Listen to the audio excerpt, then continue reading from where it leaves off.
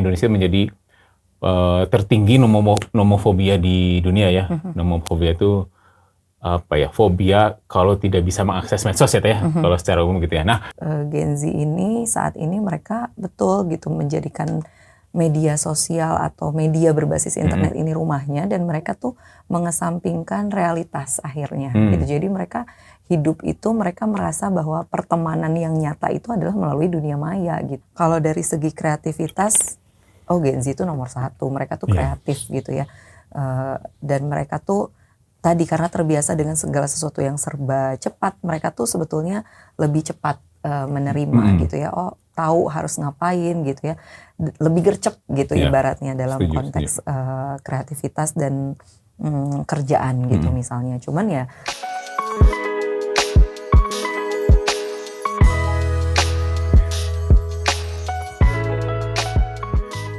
Assalamualaikum Sobat PR, hadir lagi di Ngobrol di PR. Hari ini kita ngobrol-ngobrol tentang digital, terus Gen Z. Kenapa Gen Z? Karena memang lebih dari mungkin salah satu populasi terbesar Indonesia sekarang adalah Gen Z. Nah, ini menjadi nanti bonus demografi di kemudian hari, dan juga menjadi potensi ke depan harus seperti apa. Nah, hadir di sini adalah Teh Almadina Rahmaniar. Beliau ini kemarin dari KPID Jawa Barat ya Teh ya. Selamat datang Teh. Tim dari KPID kemarin beberapa saat lalu melakukan survei, itu khususnya untuk teman-teman Gen Z di Jawa Barat. Nah, kita pengen tahu sih sebenarnya teman-teman Gen Z ini bagaimana perkembangannya di Jawa Barat. Kalau nggak salah juga ada, saya baca hasil risetnya ada soal nomofobia. Ternyata salah satu nomofobia Indonesia menjadi tertinggi nomofobia di dunia ya. Nomofobia itu fobia kalau tidak bisa mengakses medsos ya Teh, kalau secara umum gitu ya. Nah, Teh mungkin bisa kasih gambaran awal sebenarnya riset itu dilakukan waktu itu berapa lama, dan kenapa KPID memilih melakukan riset untuk teman-teman kita generasi Gen Z? Karena kebetulan penonton di audiens di PR pun sekarang lebih banyak Gen Z-nya gitu Teh. Mungkin bisa, biar kita bisa tahu juga, kita sebagai orang tua juga bisa tahu juga harus seperti apa ke depan gitu Teh. Iya, hatur nuhun sebelumnya. Halo Sobat PR. Jadi beberapa waktu lalu di tahun 2025 tepatnya, KPID Jawa Barat itu melakukan riset di populasi Jawa Barat gitu ya, dengan total responden kami 601 responden. Itu dibagi klaster gitu ya, ada 6 klaster: Megapolitan, Bandung Raya, Priangan Timur, dan seterusnya gitu. Nah, kami melakukan riset terkait kebiasaan bermedia atau media habits dari Gen Z gitu ya. Dan kenapa Gen Z? Karena Gen Z ini kan merupakan digital native ya, yang mereka memang lahir dan hidup bersamaan dengan perkembangan internet saat ini gitu. Sehingga ini menjadi perhatian kami gitu. Dan selain itu juga, kalau kita tahu bersama, Indonesia ini kan akan menghadapi bonus demografi gitu ya di 2045. Dan kalau 2045 berarti kebayangnya yang menjadi generasi penerus saat itu adalah yang saat ini menjadi Gen Z dan Gen Alpha gitu ya. Jadi kami fokus pada Gen Z selaku digital native tadi, dan juga karena Gen Z itu betul jumlah populasinya terbanyak di Indonesia. Kalau nggak salah tadi hampir 50,3 juta jiwa saat ini ya. Ya, di Jawa Barat. Dan tadi digital native, dan ternyata kalau dari hasil responnya itu 100%, hampir 100% ya, 99,83 responnya itu aktif di media sosial. Nah, dengan kata lain, apakah ini berarti dunia digital bagi teman-teman Gen Z itu bukan hanya sekadar alat, tapi juga rumah utama bagi mereka? Karena ternyata hampir 100% teman-teman Gen Z, ya termasuk anak saya juga udah masuknya Gen Z, nggak bisa lepas sih dari gadget gitu ya. Gadget, ya, bahkan dari hasil riset kami di tahun sebelumnya 2024 itu kami melihat bahwa penggunaan media pada Gen Z itu udah cukup tinggi ya. Sudah lebih dari 8 jam sehari mereka mengakses media gitu melalui gadgetnya atau gawainya gitu. Sehingga kan ya 8 jam per hari berarti sehari itu kan hanya 24 jam gitu ya. Berarti sepertiga hidupnya ya. Sepertiga hidupnya gitu. Dan yang lainnya kan waktunya tidur, makan, sekolah. Berarti kan sisa waktu luang itu betul-betul full digunakan dengan gadgetnya gitu. Jadi memang si gadget ini bagi teman-teman Gen Z itu udah bukan alat ya, tapi dunia digital itu sudah seperti rumah mereka. Mereka Rumahnya sendiri. bersosialisasi di situ, berbincang di situ, mungkin berbisnis juga di sana ya. Teh? Iya. Nah dari situ apa yang ditemukan Teh, ketika ternyata ini tuh menjadi rumah bagi mereka? Fenomena apa yang terlihat Teh dari situ? Banyak sekali ya fenomena yang terlihat gitu ya. Jadi anak-anak Gen Z ini saat ini mereka betul gitu menjadikan media sosial atau media berbasis internet ini rumahnya, dan mereka tuh mengesampingkan realitas akhirnya gitu. Jadi mereka hidup itu mereka merasa bahwa pertemanan yang nyata itu adalah melalui dunia maya gitu. Padahal sebetulnya kan dunia yang harus mereka hadapi ke depan itu ya dunia nyata yang sedang kita jalani saat ini gitu. Sehingga ini kan juga sudah menjadi suatu hal yang harus diperbaiki polanya tentunya gitu. Mereka harus diberikan kesadaran bahwa hidup dunia nyata tuh seperti apa gitu. Jadi kalau dulu kita sekolah itu kalau mau ujian itu rasanya deg-degan banget gitu. Kalau anak-anak zaman sekarang tuh sudah mulai beda karena mereka sudah mereduksi ketegangan itu dengan menggunakan media ketika mereka bermedia gitu. Jadi mereka berpikir bahwa ya ujian di sekolah kan cuman bagian sekedar, dari bagian gitu. dari kehidupan aja biasa gitu. Yang utamanya adalah ketika mereka bersosialisasi di media sosial gitu. Nah kan hasil riset juga menunjukkan bahwa 51,sekian persen itu mereka lebih senang konten-konten di media sosial ya yang komedi, drama gitu ya. Betul. Itu apakah bentuk pelarian mereka dari dunia nyata gitu? Ya, jadi tadi ya kalau misalnya Gen Z ini kan disebut sebagai digital native gitu. Dari perkembangan teknologi itu mereka memang sudah terbiasa dengan sesuatu hal yang instan gitu.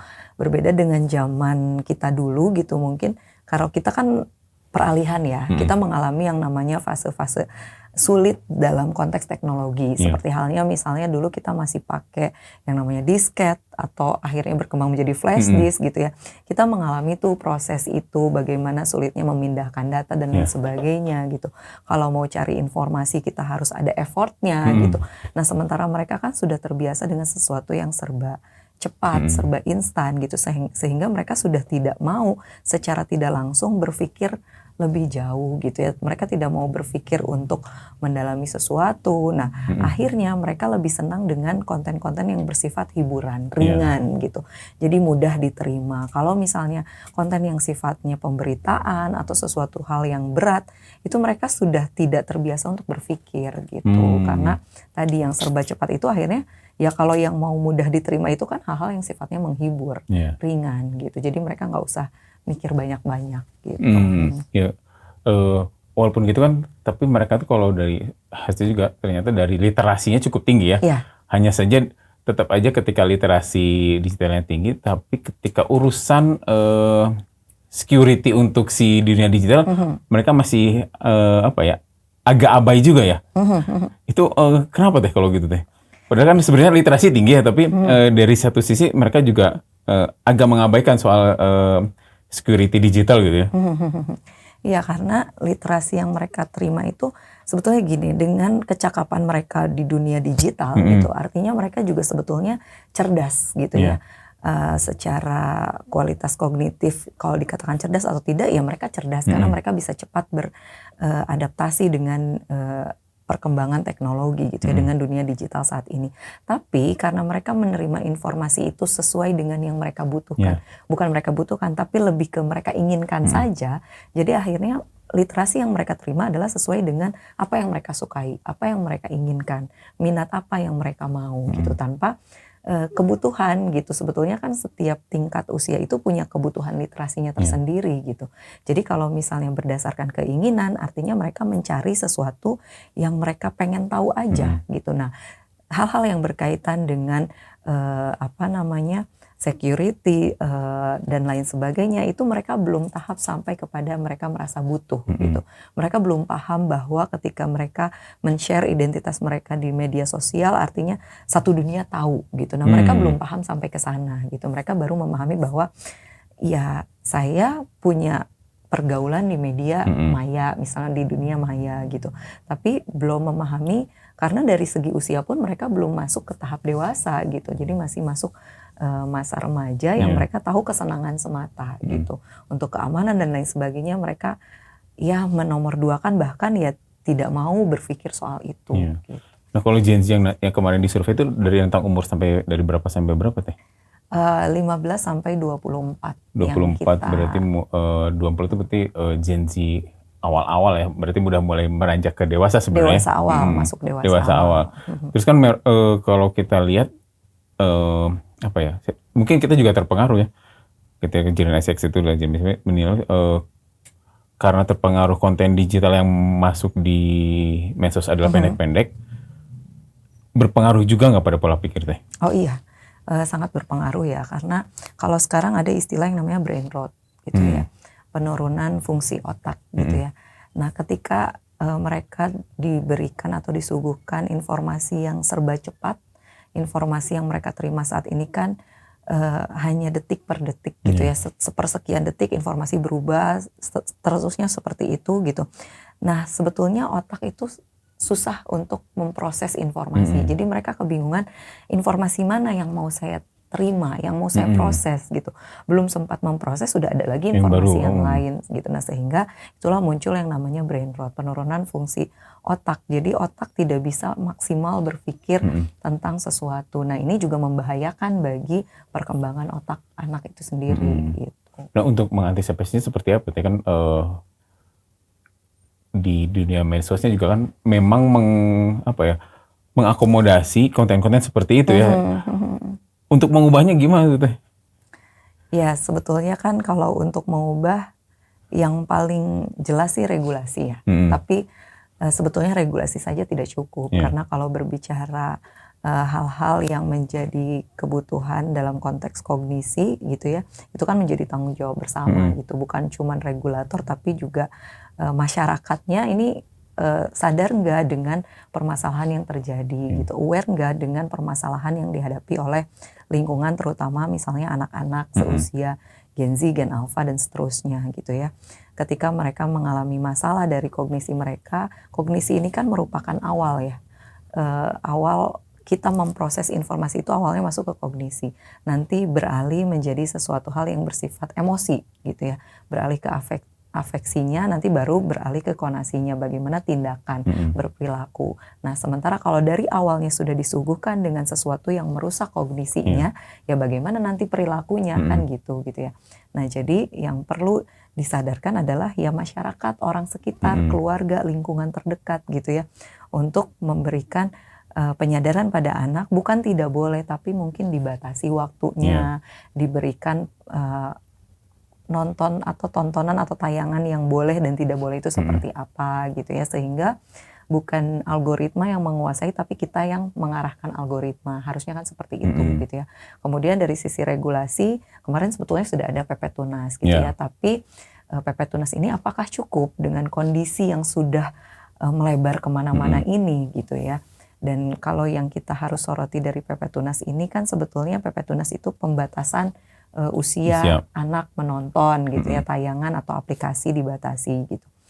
Tapi ya kita tahu juga tadi Gen Z ini sebetulnya lebih cerdas gitu ya, atau anak-anak di bawah umur 13 tahun gitu ya yang kemarin masuk ke PP Tunas, itu juga mereka lebih cerdas gitu ya. Anak-anak TK, anak-anak SD zaman sekarang, iya kita kan gak boleh usianya belum masuk ke di atas 13 tahun. Tapi saya bisa kok mengubah tanggal lahir atau tahun lahir saya berubah menjadi dituakan misalnya seperti itu.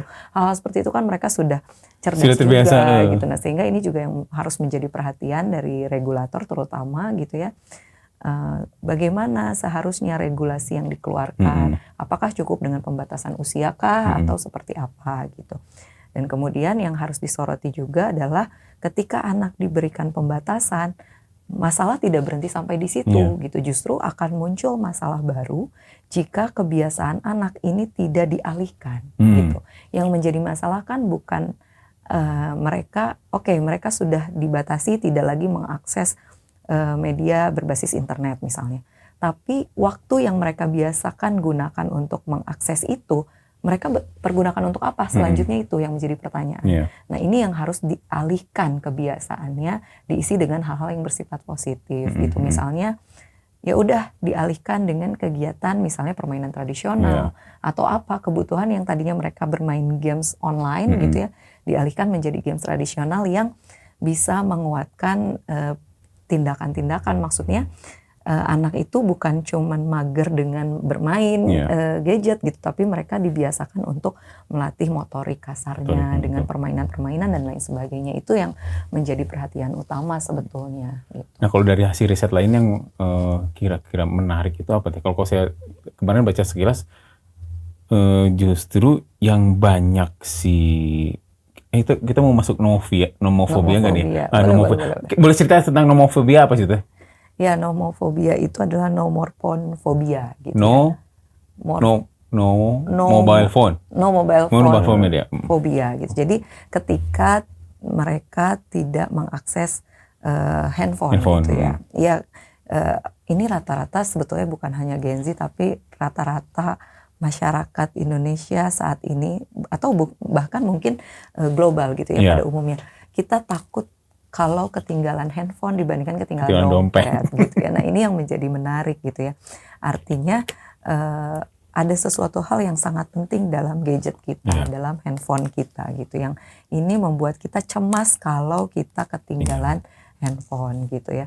Nah masyarakat atau responden di hasil penelitian kita ini cukup besar tingkat nomofobianya gitu. Dan ini menjadi perhatian tentunya gitu ya karena tadi gitu ya, kalau misalnya ternyata dalam kondisi kita memang tidak ada handphone, lalu seperti apa gitu ya.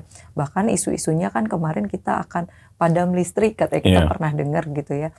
Nah yang dikhawatirkan kan itu, kalau misalnya listrik padam, handphone padam, internet padam, mau seperti apa gitu ya. Sementara ya itu masyarakat sudah terbiasa dengan handphone gitu.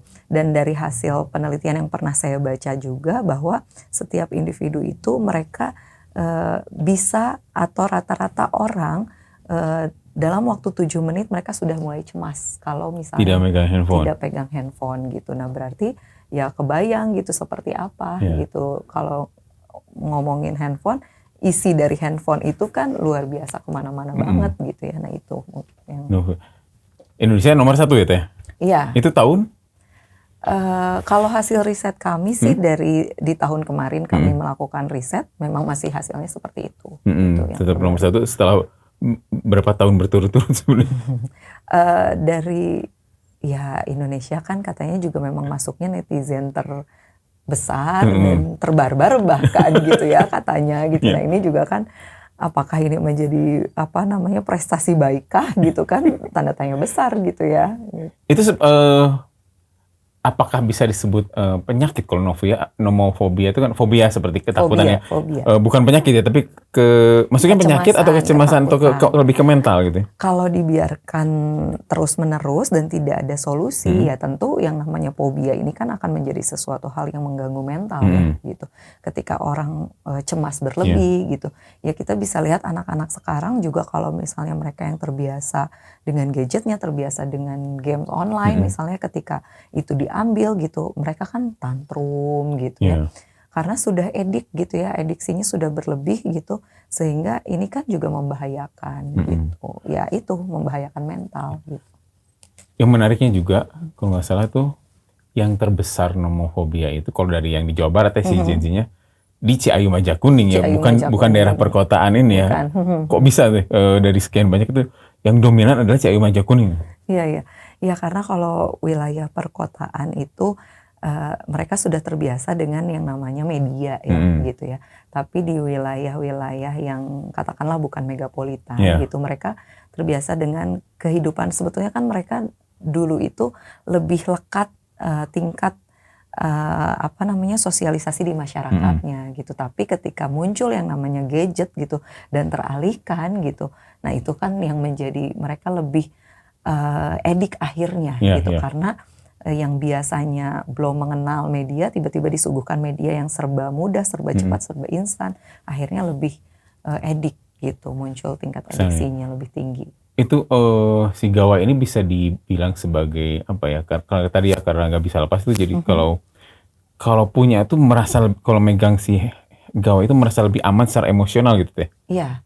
Lebih, ya itu tadi karena sudah menjadikan media sosial atau media berbasis internet ini adalah rumahnya, akhirnya mereka jadi tidak nyaman atau takut jika kehilangan rumah gitu kan, gitu. Sudah mereka dunianya ya sudah di situ gitu. Jadi ya itu cemas berlebih akhirnya. Gitu. Itu jadi mengubah pola interaksi sosial juga nggak di teman-teman Gen Z kalau dari hasil ini kajian itu? Betul gitu. Bahkan dari hasil riset kami itu lebih dari 70% responden kami mengalami yang namanya pubbing atau pons numbing gitu ya. Pons numbing gitu. Jadi perubahan pola interaksi yang tadinya interaksi kita itu di dunia nyata sekarang beralih di dunia media berbasis internet atau media sosial gitu.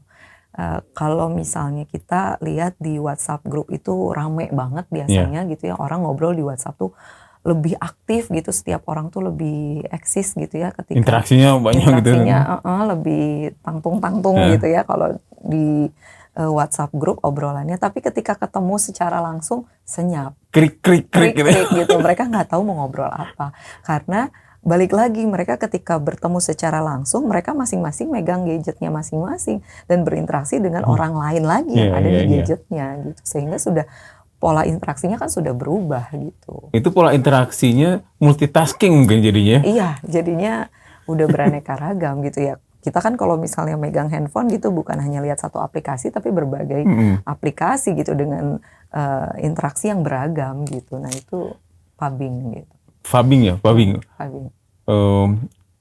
Beberapa itu juga sebenarnya terpengaruh juga kita juga yang di atas Gen Z ya, karena mungkin pergaulannya dengan Gen Z dan Gen Mil akhirnya juga terpengaruh juga, kita ngobrol sambil buka gadget juga ya, secara tidak langsung seperti itu. Nah, pubbing ini kalau mulai dirasakan ada gejalanya kayak gimana sih? Kalau misalnya kita ngerasa ini udah pubbing nih, kayaknya udah deh jangan diterusin atau gimana gitu. Ya sebetulnya berkesinambungan ya tadi ketika kita cemas kalau misalnya nggak pegang handphone. Jadi rata-rata kadang ketika ngobrol kita tuh ada kecemasan tersendiri kalau misalnya handphonenya nggak kita pegang gitu. Dan kecemasan tersendiri kalau misalnya kita FOMO dengan apa yang ada di media gitu ya. Jadi kita aduh takutnya ada yang hubungin saya nih, atau aduh takutnya di Instagram ada apa nih, atau kita pengen ngecek nih di Instagram kita ada notifikasi apa nih gitu. Nah itu kan berkaitan gitu ya, yang tadi nomophobia dengan akhirnya pubbing akhirnya. Nah itu kan gejala-gejala yang kalau dibiarkan ya tadi menjadi cemas berlebih gitu akhirnya. Iya, kadang sering di tempat makan ngumpul gitu ya, lagi ngobrol tetap aja sambil pegang HP ya, lagi ngobrol HP simpan, buka lagi itu termasuk pubbing ya gitu ya? Iya termasuk pubbing gitu. Mengalami juga nggak Teh saat ini? Iya jujur mengalami ya gitu, apalagi kalau misalnya lagi kerjaan banyak gitu ya, jadi aduh tiba-tiba harus ngecek-cek kerjaan kan, itu juga sebetulnya mengganggu pola interaksi atau hubungan kualitas komunikasi kita dengan lawan bicara kita. Iya, kadang kan, ini merhatiin kita ngobrol sih atau enggak gitu ya, padahal gitu kita jadi nggak enak juga kadang ya. Nah tadi FOMO tadi menarik, kan akhirnya juga ada apa ya, sering membandingkan diri kita sama orang lain gitu ya, itu salah satu dampak dari sana juga ya? Iya, social comparison. Jadi kita membandingkan antara diri kita dengan orang lain, yang orang lainnya itu sebetulnya kadang nggak jelas juga gitu ya.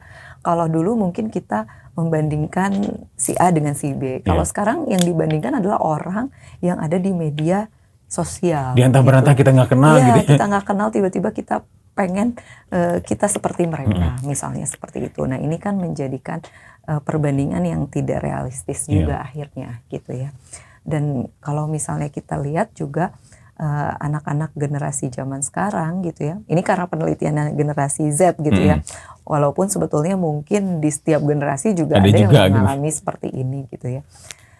Dulu kita punya tokoh idola atau kita punya panutan itu sosok guru, misalnya orang-orang yang memang kita pandang sebagai seseorang yang bisa menjadi idola kita gitu ya, yang bisa memberikan contoh yang baik gitu ya.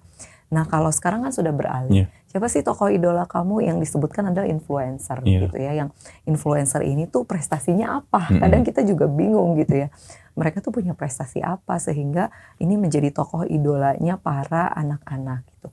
Dan mereka menyatakan bahwa iya karena dia viral gitu. Dan kalau kita tahu viralnya tuh apa, belum tentu viralnya positif gitu. Kalau positif sih nggak masalah gitu ya. Tapi kadang viralnya negatif dan kemudian tiba-tiba dia jadi duta dan akhirnya diidolakan oleh anak-anak gitu ya, Gen Z gitu terutama misalkan gitu. Sehingga kan ini menjadi tidak realistis. Mereka punya idola yang akhirnya tidak realistis. Dan ketika seseorang mengidolakan seseorang lainnya, kan semua tingkah lakunya akan diikuti, semua gayanya akan diikuti gitu. Nah, kalau idolanya aja udah salah arah, ya berarti kan diri dianya seperti apa gitu. Jadi menarik, karena itu ya, kayak FOMO itu kan beberapa ya benar kata Teh Alma tadi, dia terkenal sebagai apa gitu ya. Kan harus, kita juga sebagai orang tua juga harus mulai memilah juga, kita harus mulai masuk. Nah itu, kita sebagai orang tua telat nggak untuk masuk sekarang? Karena kan saya juga tidak terlalu mengikuti soal media sosial ya. Terlalu banyak yang harus di Awasi. gitu. Kita sebagai orang tua mesti gimana sebenarnya? Iya, sebetulnya kalau bicara terlambat atau enggak ya kita pikir tidak ada kata terlambat gitu ya untuk memperbaiki keadaan gitu ya. Jadi peran orang tua itu sangat penting, terutama sebetulnya gitu ya, karena ya lingkungan terdekat itu kan adalah orang tua gitu ya. Jadi sebaiknya ya orang tua punya kualitas waktu yang lebih banyak dengan anak gitu. Pun misalnya tidak punya waktu banyak secara kuantitas, tapi ya waktu yang sedikit itu diupayakan supaya berkualitas gitu ya. Jadi tadi mengalihkan hal-hal yang biasa membuat anak nyaman di media, ya tentunya kita harus tahu dulu gitu ya, mereka tuh di media sosial atau mereka di gadgetnya itu nyaman dengan apa sih gitu. Nah, kita mencoba untuk membuat situasi yang bisa lebih nyaman untuk anak-anak tapi di dunia nyata gitu ya. Karena kadang jadi salah juga gitu ya. Kadang ada orang tua yang justru memberikan gadget supaya anaknya nggak rewel gitu ya. Biasanya anak-anak kecil nih, gen alfa atau sekarang udah mulai ada gen beta bahkan gitu ya. Anak baru lahir gitu ya, misalnya baru berapa bulan nangis terus, tiba-tiba dikasih tontonan.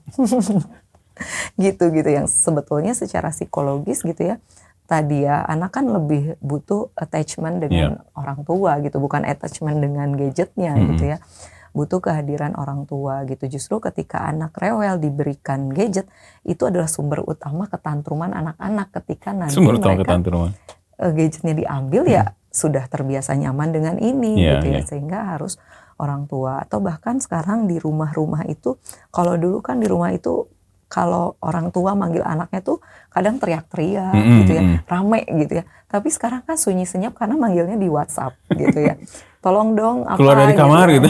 gitu. Mau makan juga makan udah siap, ayo kita kumpul di meja makan gitu kan gitu. Dan datang ke meja makan juga pada bawa gadget masing-masing gitu kan. Ini sudah pergeseran budaya sebetulnya gitu ya. Jadi berterima kasihlah di rumah kalau yang orang tuanya masih teriak-teriak manggil sebenarnya. Betul sekali gitu ya. Tanpa disadari justru itulah yang namanya keluarga gitu loh. Disitulah yang namanya keluarga, bahwa kita saling mengeluarkan apa ya, siapa diri kita sebenarnya gitu ya. Kalau sekarang kan ya kadang orang tua itu tahu anaknya beraktivitas itu melalui media sosial gitu. Kadang seperti itu pada story-nya kayak apa. Iya, story. Oh, tadi kamu di sekolah seperti ini ya. Walaupun gitu. kadang si story-nya suka di-lock juga ya. Nah, jadi itu interaksi itu yang dibutuhkan secara real gitu. Jadi orang tua perlu punya waktu yang berkualitas gitu. Nggak apa-apa misalnya nggak lama, sejam gitu ya. Tapi itu berkualitas, betul-betul menanyakan kamu seharian ini ngapain aja, dengan siapa, apa saja yang dilakukan dan lain sebagainya. Bukannya tadi misalnya ngelihat di story-nya, oh anak saya udah ngapain, oh ya udah selesai gitu. Tapi perlu ditanya lebih dalam supaya hal-hal negatif yang mereka saksikan di media itu bisa diminimalisir dengan adanya peran orang tua gitu. Nah, saya penasaran, kan ini kita ngomongin teman-teman Gen Z ya. Di sini timnya juga Gen Z nih. Pengen nanya sih sebenarnya, benar nggak yang diomongin kita ini sebenarnya? Coba benar nggak? Hah? Benar katanya. Tapi kan pasti ada positifnya ya. Positifnya apa teh? Banyak tentunya ya gitu. Jadi ya segala sesuatu kan juga kita tidak bisa melihat dari satu sisi ya. Ada hal-hal positif juga yang memang kalau dari segi kreativitas, Gen Z itu nomor satu. Mereka tuh kreatif gitu ya. Dan mereka tuh tadi karena terbiasa dengan segala sesuatu yang serba cepat, mereka tuh sebetulnya lebih cepat menerima gitu ya. Oh, tahu harus ngapain gitu ya. Lebih gercep gitu ibaratnya dalam konteks kreativitas dan kerjaan gitu misalnya. Cuman ya tadi karena mungkin tidak terbiasa dengan sesuatu yang mendalam, akhirnya ya udah cepet, tapi ini maknanya seperti apa, itu mereka tidak sampai ke sana gitu. Jadi setuju, karena seperti itu. tim saya di sini tuh sebagian besar Gen Z. Mungkin saya yang paling tua di tim Gen X. Apa kolonial? Dan mereka memang ketika kita kasih challenge cepat gitu ya untuk berinovasi, memang tidak bisa tidak bisa dijudge langsung. Justru kita kalau mencari evaluasi itu kita membuka ruang bagi mereka untuk berdiskusi. Kalau langsung dijudge ini salah, nggak bisa. Betul. Jadi memang karena kecepatan mereka berpikir, mereka berani berargumentasi ya, berani berdiskusi. Kalau zaman kita dulu kan mau diskusi, mau ngomong ke yang lebih atas, malas gitu ya. Sekarang teman-teman ini malah lebih cepat. Kita juga belajar dari teman-teman Gen Z seperti itu. Dan yang juga menarik adalah dari itu yang 90% mereka tuh sebenarnya setuju soal untuk direstrukturisasi ya. Tapi soal usia tadi ya. Rata-rata responden tuh 90% setuju soal pembatasan usia itu ya. Tapi di sisi lain kurang ketat mungkin aturannya, gimana Teh? Iya, sebetulnya dari tahun 2024 gitu ya, kami melakukan riset terkait ini, nyambung di 2025, respondennya sama, bahkan 2024 kita respondennya Gen X, Y, Z gitu. X, Y, Z. Ya, jadi kita membandingkan atau membuat komparasi generasi X, generasi Y, generasi Z terhadap bagaimana mereka, pandangan mereka terkait media gitu ya. Dan dari setiap generasi mengatakan bahwa iya, mereka juga membutuhkan regulasi yang tepat terkait media ini gitu ya. Mereka paham bahwa ini tuh nggak ada regulasinya gitu. Jadi terlalu liar, katakanlah begitu gitu. Dan di tahun 2025 kami meneliti lagi dengan responden Gen Z, mereka juga menyatakan hal yang sama, bahwa diperlukan regulasi. Salah satunya adalah pembatasan usia gitu. Jadi di satu sisi Gen Z itu juga paham bahwa media ini terlalu liar, terlalu bebas gitu ya. Tapi juga mereka menikmati itu gitu, karena mereka terbiasa ada di situ gitu ya. Jadi sebetulnya ya tadi betul gitu, bahwa Gen Z itu mereka perlu ruang diskusi. Jadi mereka nggak mau kalau misalnya dijudge, tiba-tiba diomelin gitu, tapi diberi ruang untuk berdiskusi sehingga ada pemahaman bagi mereka gitu ya. Nah, begitupun dengan yang namanya regulasi gitu. Kalau misalnya dari KPID Jawa Barat sendiri gitu ya, kami kan sudah dari sekian tahun, sebetulnya dari sebelum saya di KPID gitu ya, sudah menyuarakan yang namanya revisi Undang-Undang Penyiaran. Dulu di mana Teh sebelum? Kalau basicnya sih saya sebenarnya ngajar di Universitas Pasundan gitu. Jadi cuman ya di tahun 2025 diamanahi untuk menjadi Wakil Ketua KPID Jabar gitu. Jadi sekarang di KPID Jabar gitu ya. Tapi sudah 4 tahun berturut-turut dari sebelum di KPID memang kolaborasi riset di KPID juga gitu. Jadi memang ya concernnya riset lah kalau dosen mah ya gitu. Nah, dari hasil riset itu di KPID Jawa Barat kan mendorong revisi Undang-Undang Penyiaran. Kenapa mendorong itu? Karena kalau secara definisi media sosial atau media berbasis internet kan juga bersiaran sebetulnya kan gitu. Kontennya itu ditayangkan gitu dengan siaran, cuma mungkin kanalnya aja yang berbeda gitu, sehingga menyoroti bagaimana, karena audiens kita nih yang tadinya nontonnya TV dan radio kan pindah kan ke media berbasis internet, sehingga ada sesuatu hal yang tidak adil ketika TV dan radio diikat dengan segala aturannya gitu ya. Nggak boleh nayangin ini, nayangin itu, dengan tujuan supaya mencerdaskan anak bangsa kan gitu ya. Menjaga intelektual anak bangsa. Sementara ini dijagain dan harus bayar pajak dan lain sebagainya. Sementara gitu. yang sebelah sana sebebas-bebasnya ya. Sebebas-bebasnya, tidak ada batasan. Ya dari sisi mana negara melindungi kognisi bangsa gitu kan gitu ya. Jadi akhirnya disuarakanlah revisi undang-undang gitu. Bukan berarti atau bukan juga harus KPI yang mengawasi, tapi ya siapapun yang mengawasi tetap harus ada yang mengawasi kan pada intinya gitu, media berbasis internet ini gitu. Nah, kami mempertanyakan kepada masyarakat, apakah perlu nggak sih gitu ya media berbasis internet ini diawasi? Ya perlu, karena mereka juga sebetulnya khawatir gitu. Terutama Gen Y atau Gen milenial itu, mereka tuh sebetulnya walaupun mereka juga menikmati yang namanya media sosial gitu ya, tapi mereka juga mengkhawatirkan nih anak-anak saya yang Gen Alpha itu mau dibawa kemana nanti kalau misalnya terlalu sering diberikan paparan media sosial gitu ya, konten-konten di media sosial gitu, sehingga mengharapkan adanya regulasi ini gitu.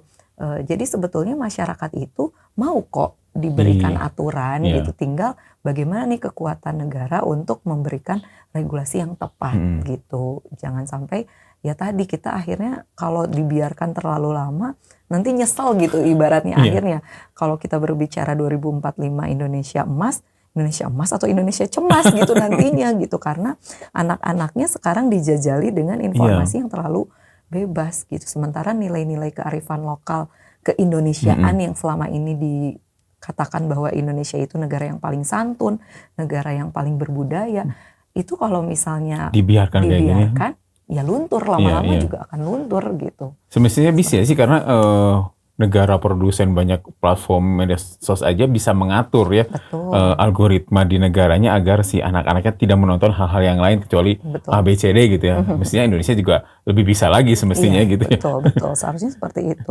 Bahkan negara-negara pembuat aplikasinya sendiri malah memberikan batasan kan, Iya, nggak boleh betul. gitu masyarakatnya menyaksikan aplikasi tersebut karena tahu bahayanya gitu. Nah kita sebagai konsumennya aja tolong dong gitu ya diberikan. Malah sebagai konsumen mestinya bisa lebih strict juga. Lebih strict harusnya gitu ya, memikirkan bagaimana kehidupan kita ke depan Iya. gitu. Ini kan kita malah tergerus gitu. Itu baru sisi dari konteks kognisi. Belum lagi sekarang yang namanya e-commerce gitu kan, itu banyak. Sementara itu perputaran uangnya itu aplikasinya punya siapa? Itu kan yang menjadi pertanyaan gitu. Apakah mereka bayar pajak ke negara kita dengan seharusnya gitu kan gitu. Ya kalau kita berbicara dalam segi ekonomi bisnis gitu ya, TV dan radio udah jelas bayar pajak ke negara gitu. Tapi aplikasi-aplikasi lain seperti OTT, VOD, apalagi media sosial, apakah mereka bayar pajak ke negara kita? Kan itu yang menjadi pertanyaan. Sementara konsumen terbanyaknya, netizen terbanyaknya di negara Di negara kita, gitu. salah satu yang terbesar. Sehingga ya itulah menjadi PR kita bersama gitu. Ya belum lagi judul juga sudah mulai merambah gitu ya, ke anak-anak muda, anak-anak remaja juga masuk ke situ. Nah, tadi soal konten membatasi, salah satu risetnya juga menunjukkan ternyata hampir 80% ya si responden itu menyukai konten-konten yang kearifan lokal dan budaya Sunda itu ya. Iya, jadi sebetulnya kan masyarakat itu lebih suka dengan konten-konten yang relate dengan kehidupannya gitu ya. Jadi mereka tuh seneng kalau misalnya ada yang bersifat lokalitas atau kebudayaan mereka diangkat. Mereka merasa engage dengan konten tersebut. Nah, tapi sayangnya kadang pembuat kontennya kurang nih kalau dari sisi budaya, lokalitas gitu. Sebetulnya kan banyak hal yang bisa diangkat gitu. Dan sebetulnya masyarakat tuh suka itu. Dari hasil riset pun kan mereka menyukai dengan hal yang bersifat lokalitas gitu. Tapi terlalu banyaknya gempuran konten yang berdasar pada yaitu globalisasi gitu ya, yang dari luar masuk, kebudayaan dari luar masuk yang kita akhirnya merusak nilai lokalitas kita sendiri akhirnya gitu. Karena konten-konten memang dibikin untuk biar dapat monetisasinya gede gitu. Betul. Kan cari kalau dari sisi algoritma yang RPM-nya tinggi dan lain-lain, akhirnya ya konten-konten lokal kurang terangkat. Tapi sih ini sebenarnya menjadi potensi juga bagi konten-konten kreator nih di daerah gitu ya, kita di Jawa Barat untuk memperbanyak konten-konten kearifan lokal budaya Sunda, karena ternyata tuh 80% Gen Z yang hasil respon itu suka konten-konten seperti itu ya Teh. Suka mereka. Hanya sayang kurang banyak ya. Kurang banyak variasi konten. Apakah ini karena gubernur kita juga sangat menjunjung tinggi soal budaya Sunda, jadi terpengaruh juga ketika menjadi influence yang besar juga kan ke Pak KDM itu ya? Betul. Ada pengaruhnya juga nggak Teh? Ya mungkin menjadi salah satu pengaruhnya gitu ya terkait budaya-budaya ini gitu. Cuman kan kalau berbicara Gen Z gitu ya, ya mereka tuh ya itu gitu, mereka yang saat ini diberikan konten-konten tayangan dari luar yang sebetulnya mereka itu peluang audiens untuk konten lokal yang sebetulnya kalau misalnya diberikan tayangan konten lokalitas atau kearifan lokal budaya kita khususnya di Jawa Barat gitu ya, itu kan juga akan menambah nilai-nilai cinta lokal, cinta Indonesianya gitu ya. Bagaimana nilai budaya bangsa kita diperkuat di situ gitu. Karena ya tadi gitu, saya juga selalu kami gitu ya, KPID Jawa Barat selalu menekankan, ayo buat konten ke TV dan radio terkait nilai-nilai budaya, nilai-nilai Sunda gitu ya. Karena memang ya itulah yang sebetulnya dibutuhkan oleh masyarakat kita, karena supaya memperkuat nilai kecintaan kita terhadap budaya bangsa gitu ya. Karena ya apalagi yang kita punya selain kekuatan budaya kita sendiri gitu. Kalau misalnya kita terbiasa terpapar dengan budaya dari luar dan itu akhirnya diikuti gitu ya, ya udah nilai budaya kita siapa yang mau menjunjung tinggi gitu ya. Sekarang kan udah mulai banyaknya tuh K-pop apa segala macem gitu ya. Bukan tidak boleh, tapi kita harus bisa bersaing seharusnya gitu ya. Bahwa kita juga punya nilai budaya yang harus dimaksimalkan gitu. Nah, ayo dong konten kreator bikin dong konten-konten soal kearifan lokal ya. Betul, karena betul. budaya Sunda ini kan sangat beragam banget ya, sangat kaya banget. Kemarin kita baru kedatangan tamu KBM, Koh Bagus Mulyadi, mungkin kenal juga. Nah itu beliau di situ menceritakan tentang dia baru bikin, dia dan timnya gitu ya, banyak timnya pakar-pakar bikin ensiklopedia Sunda. Nah di situ sangat kaya. Belum baca sih, tapi secara garis besar budaya Sunda itu sangat kaya dan banyak hal yang bisa diangkat dari kearifan lokalnya gitu. Menjadi contoh di kebudayaan lain. Nah ini juga menjadi tantangan nih bagi teman-teman konten kreator nih, YouTuber dan lain-lain untuk bikin konten-konten kearifan lokal, budaya Sunda, dan mungkin di budaya-budaya lain juga nggak apa-apa ya, nggak hanya di Sunda aja, yang teman-teman di daerah lain juga. Sepertinya konten lokal seperti itu menjadi hal menarik bagi anak-anak muda juga di daerah lain sepertinya itu ya. Betul. Sesimpel misalnya buat konten tentang permainan tradisional gitu. Kalau zaman dulu kan banyak tuh permainan tradisionalnya gitu. Nah yang anak-anak zaman sekarang kan banyak nggak tahu gitu. Nah kalau misalnya itu dibuat konten kan gitu, siapa tahu mereka jadi terinspirasi. Karena kalau dikasih tahu sama orang tuanya kan anak-anak agak susah ya gitu mau denger. Tapi kalau dikasih tahu sama konten kreator favoritnya langsung gitu. Langsung dari konten influencernya atau KOL-nya membahas itu kayaknya akan menarik ya. Menarik. Jadi ini para KOL juga bagus juga kalau bikin konten-konten seperti itu ya. Nah satu lagi yang menarik dari riset itu adalah justru anak-anak SMP ya yang si nomofobinya tadi paling besar ya. Kok bisa nih? Iya, kalau berbicara anak SMP itu kan mereka mulai perubahan ya, masa puber ya gitu, dari anak kecil menuju remaja mungkin ya. Menuju remaja awal gitu ya, dan mereka itu yang mulai namanya kalau di istilah psikologi sosial itu yang namanya konformitas. Mereka konform dengan teman sebayanya gitu kan, mereka yang mulai banyak-banyak kerja kelompok lah, mulai banyak ngumpul sama teman-teman lah gitu ya. Jadi mulai merasa bahwa dunianya itu adalah dunia dengan teman segengnya gitu. Orang tua tuh udah bukan hal yang menarik tempat curhat lagi, lah gitu bukan ini ya. Udah mulai ketika diajak, ayo kita ngumpul sama saudara, nggak mau ikut karena maunya main sama temen. Nah mulai seperti itu, dinamakan konformitas gitu ya. Mereka nyaman dengan lingkungan teman sebayanya. Dan ya otomatis kalau misalnya berbicara teman sebayanya adalah ya sekarang ini kan ada di gadget gitu. Teman-teman mereka kan muncul di WhatsApp group gitu, muncul di media sosial gitu. Nah yang ini akhirnya mereka lebih edik dengan yang namanya handphone gitu. Tapi jadi tempat belajar juga ya, tiba-tiba bisa belajar, bisa bahasa Inggris gitu, fluently gitu ya. Itu kalau misalnya yang positifnya itu banyak anak-anak yang saat ini fluently English gitu ya, karena mereka nontonnya disuguhkan dengan banyak kan konten-konten dari luar yang memang berbahasa Inggris. Sehingga akhirnya kok si anak ini orang tuanya pure Sunda tapi cakap sekali berbahasa Inggris, bahkan orang tuanya juga nggak bisa gitu ya. Nah ternyata ya itu mungkin sisi positifnya gitu ya, ada banyak hal yang bisa dipelajari ya. Pada intinya adalah positif dan negatif itu kan tergantung bagaimana kita menggunakannya. Dan kalau anak-anak kan tidak bisa dibiarkan, artinya orang tua yang bagaimana mengarahkan kepada anak. Gitu. Banyak sih hal-hal yang menarik dari pembicaraan ini. Nah mungkin karena waktu yang dibatasi juga, ada yang mau disampaikan ke Sobat PR teh? Ya Sobat PR, mungkin Sobat PR ini banyak konten kreator atau influencer atau masyarakat pada umumnya atau siapapun gitu ya. Ya saya selalu mengingatkan bahwa kalau berbicara tentang media itu kan menjadi tanggung jawab kita bersama gitu ya. Kalau saya berbicara soal media ada 2 hal yang harus kita pikirkan gitu, yaitu yang pertama hak dalam kaitannya kebebasan berekspresi, tapi juga ada kewajiban yaitu tanggung jawab sosial yang harus dimiliki oleh semua pihak yang menggunakan ataupun yang membuat media itu sendiri. Karena kecerdasan bangsa dan negara kita itu ada di tangan kita masing-masing, sehingga kesadaran bermedia itu adalah sudah menjadi kesadaran kolektif yang harus kita miliki bersama, baik itu regulator, stakeholder, masyarakat pada umumnya, konten kreator, dan siapapun ataupun lembaga penyiaran sekalipun, semuanya punya tanggung jawab yang sama untuk mencerdaskan masyarakat melalui media, dan masyarakat pada umumnya sudah seharusnya untuk cerdas memilih media. Terima kasih banyak Teh Alma atas waktunya. Kita banyak Kak. belajar dari hasil-hasil riset ini. Kita sebagai orang tua juga teman-teman audiens kita Sobat PR yang Gen Z juga, kalian tuh punya banyak kelebihan loh.